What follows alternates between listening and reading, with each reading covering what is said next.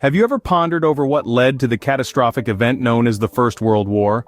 Well, the origins can be traced back to an intricate web of alliances that had taken root in Europe by the early 20th century. Let's delve into this.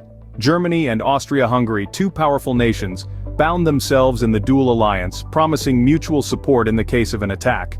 Meanwhile, across the English Channel, France and Britain sought to smooth over their colonial disputes with the Entente Cordiale, forming an understanding, if not an outright alliance. But the diplomatic dance didn't end there. With the formation of the Triple Entente, France and Britain extended a hand to Russia, creating a powerful trifecta. These alliances, while designed to maintain a balance of power and deter aggression, ended up setting the stage for a domino effect. As we see, the alliances, a safety measure, ironically became a catalyst for war. The stage was set, and the world was unknowingly on the brink of a devastating conflict.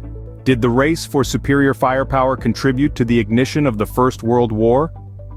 Well, the early 20th century was a time of intense militarism, with nations striving to outdo each other in terms of military prowess. This was a period of rapid technological advancement, and nations were eager to use these advancements to bolster their military capabilities. One of the most vivid examples of this arms race was the dreadnought race between Britain and Germany. Britain, a long-standing naval power, was alarmed by Germany's rapid naval expansion. In response, Britain stepped up its own shipbuilding efforts, leading to a naval arms race that only heightened tensions between these two powers. This militaristic culture wasn't limited to Britain and Germany alone. All over the globe, nations were flexing their military muscles, amassing weapons, and building up armies. But instead of deterring war, this show of force only served to make the possibility of conflict more likely. The arms race and militarism, intended to deter war, ironically pushed nations closer to the brink. Did pride and the pursuit of power sow the seeds of the First World War? A question that takes us back to the early 20th century, a time when nationalism was a powerful force driving the actions of nations and individuals alike. In the Balkans, a region known as the powder keg of Europe, nationalistic tensions were brewing. Ethnic groups, each with their own dreams of independence and self-rule, were chafing under the rule of empires. The most notable of these situations was the tension between the Austro-Hungarian Empire and Serbia. A Serbian nationalist group, the Black Hand, sought to end Austro-Hungarian rule over Bosnia. This tension culminated in the assassination of the heir to the Austro-Hungarian throne, Archduke Franz Ferdinand, by a Serbian nationalist. This single event, fueled by nationalism, ignited the powder keg and set the world on the path to war. At the same time, imperialism played a significant role in heating up global tensions.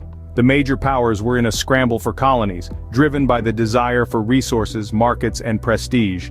This scramble led to rivalries and conflicts, as nations clashed over territories and influence. The Berlin Conference, for instance, carved up Africa among European powers, sowing seeds of resentment and competition. Nationalism and imperialism, these twin forces meant to strengthen nations, ironically set them on a collision course. They not only fed the fires of rivalry and conflict but also set the stage for the world's first, truly global conflict. Nationalism and imperialism, meant to strengthen nations, ironically set them on a collision course. So, what were the main causes that tipped the world into the abyss of the First World War? We've discussed a trio of key factors that, like an intricate historical puzzle, pieced together to create the perfect storm for global conflict. The first piece of this puzzle was the tangled web of alliances. These alliances, initially formed as protective measures, became the catalyst for a domino effect that drew nations into a war that spanned continents. The assassination of Archduke Ferdinand of Austria, for instance, was a spark that ignited the powder keg of these alliances, turning a regional conflict into a global catastrophe. The second piece was the arms race and the escalating militarism. Nations were stockpiling weapons in an unprecedented scale, creating an atmosphere of fear and suspicion. The arms race was not just a show of power, but a ticking time bomb waiting to explode. The third and final piece was the potent mixture of nationalism and imperialism. With nations vying for power and prestige, the desire to expand territories and safeguard national pride became a fuel that fed the flames of war. In essence, these factors, individually potent, together formed a deadly cocktail that led to the outbreak of the First World War, a war that redefined the global landscape. In retrospect, the First World War was a tragic consequence of a complex interplay of causes, a poignant reminder of the destructive potential of unchecked alliances, militarism, nationalism, and imperialism.